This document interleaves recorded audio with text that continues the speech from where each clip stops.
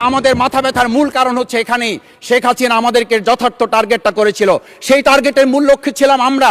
আমাদেরকে বলা হয়েছিল একটা গুলি করলে একটা সরে বাকিগুলো লড়ে না, সেই লড়ে না লোকগুলো ছিলাম আমরা, মাননীয় স্পিকার।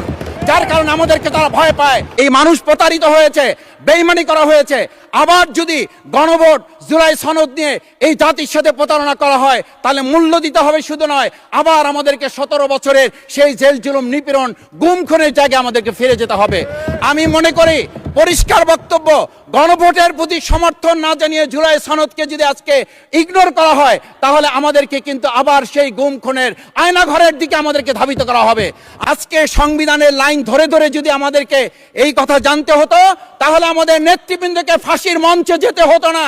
আমার মতো ছোট মানুষের কাছে সে সময় ডিজিএফআর কাছে প্রস্তাব এসেছিল, আপনারা কি চান, মন্ত্রিত্ব চান, দেশ পরিচালনা চান, সবকিছু দেওয়া হবে, শুধু শেখ হাসিনার নীতিতে আপনারা আসেন। সেই নীতি তো ছিল 72-এর সংবিধান, সেই নীতি নিয়ে আজকে কেন এখানে এত কথা বলা হচ্ছে? এখানকার নেতৃবৃন্দ এবং মরহুমা বেগম খালেদা জিয়া নিজে বলেছিল আমরা সুযোগ পেলে এই সংবিধানকে আমরা ছুঁড়ে ফেলে দেব। সেই সংবিধানের প্রতি আজকে বর্তমান সরকারি দলের কেন এত প্রেম জাগ্রত হয়েছে এটা বাংলাদেশের মানুষের জানার অধিকার আছে। আমার মনে হয় আমরা সংবিধান নিয়ে ঘাটাঘাটি করতে করতে যদি সংবিধানই আমাদের রক্ষা করতে পারত তাহলে সংবিধান আমাদেরকে বলে দিত যে আমাদের সেদিন বালু ট্রাক সরানোর ক্ষেত্রে সংবিধানের পৃষ্ঠা আমাদেরকে খুঁজতে হতো। সংবিধান যদি আমাদেরকে রক্ষা করতে পারত তাহলে 72-এর সংবিধানের আলোকে আজকে আমাদের এখানে থাকার কথা না। আমি শফিকুল ইসলাম মাসুদ, আমার এখন জেলখানায় থাকার কথা। সংবিধান যদি মানতে হতো তাহলে আমাদের মাননীয় প্রধানমন্ত্রী বাংলাদেশে থাকার কথা না, ওনার দেশের বাইরে থাকার কথা। সংবিধান মানতে হলে বর্তমান স্বরাষ্ট্রমন্ত্রীর এখন দেশের বাইরে থাকার কথা ছিল।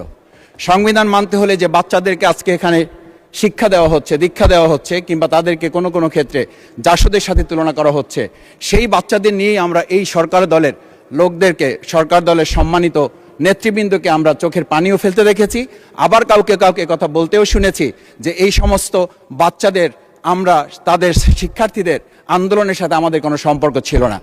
আমরা খুব লজ্জিত হই মাননীয় স্পিকার, আমাদের এই বর্তমান সময়ে আমরা যদি এটা খেয়াল করি যে আমাদের বাংলাদেশের এই বর্তমান প্রেক্ষাপটটা নতুন করে এখন যে গণভোটের যে আজকে ন্যায্যতা অন্যায্যতা, সাংবিধানিক পৃষ্ঠা, লাইন, অক্ষর, দাড়ি কমা আমাদেরকে শেখানোর চেষ্টা করা হচ্ছে, যদি সেটা হতো তাহলে বাংলাদেশ জাতীয়তাবাদী দলের সম্মানিত মহাসচিব তিনি কয়েক হাজার পুলিশের বেষ্টনীর মাঝখানে একা একটা মোবাইল নিয়ে তাকে আমরা দাঁড়িয়ে থাকতে দেখেছি, তখন সংবিধান আমাদেরকে রক্ষা করতে পারে নাই।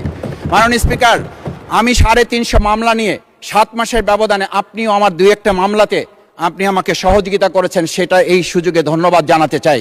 আমার 350 মামলা জামিন করতে 7 মাস সময় লেগেছে, আমার বের হতে সময় লেগেছে 4.5 বছর। আমি সেই 4.5 বছরে 3 বার রিয়ারেস্ট হয়ে 2 বার গুম হয়েছি। আমি তখন ডিজিএফআই, এনএসআই, ডিবিএসবির কাছে জানতে চেয়েছিলাম আমার সামনে দিয়ে বড় বড় নেতারা বের হয়ে যাচ্ছে, আমার অপরাধটা কি? তখন বলেছিল তারা হুমকি না, হুমকি হচ্ছেন আপনারা। আমাদেরকে যখন শেখ হাসিনার শেষ সরকার নিষিদ্ধ করেছিল তখন তারা 14 দল মিটিং করে বলেছিল এই জামাত শিবিরই হচ্ছে সবচেয়ে বড় সমস্যা, তাদেরকে নিষিদ্ধ করলে এই আন্দোলন থেমে যাবে। আজ একটা কথা পরিষ্কার বলতে চাই, এই গণবিপ্লব নিয়ে আমাদের মাথা ব্যথার মূল কারণ হচ্ছে এখানেই শেখ হাসিনা আমাদেরকে যথার্থ টার্গেটটা করেছিল। সেই টার্গেটের মূল লক্ষ্য ছিলাম আমরা। আমাদেরকে বলা হয়েছিল একটা গুলি করলে একটা সরে বাকিগুলো লড়ে না, সেই লড়ে না লোকগুলো ছিলাম আমরা, মাননীয় স্পিকার। যার কারণে আমাদেরকে তারা ভয় পায়। আমরা এখন বর্তমান সময় ভিডিও দেখতে পাই যেই শেখ হাসিনা বাইরে থেকে বলেছিল আমরা এই দলকে ভোট দিতে বললাম আর সেই দল আমাদের সাথে আবার বিশ্বাসঘাতকতা করেছে। আমরা সেই শেখ হাসিনার বক্তব্য শোনার পর আমরা কাউকে আজকে এখানে বলতে শুনে নাই শেখ হাসিনার ওই বক্তব্য সঠিক নয়। এই মানুষ প্রতারিত হয়েছে, বেইমানি করা হয়েছে। আবার যদি গণভোট জুলাই সনদ নিয়ে এই জাতির সাথে প্রতারণা করা হয় তাহলে মূল্য দিতে হবে, শুধু নয় আবার আমাদেরকে 17 বছরের সেই জেল জুলুম নিপীড়ন গুম খুনের জায়গায় আমাদেরকে ফিরে যেতে হবে।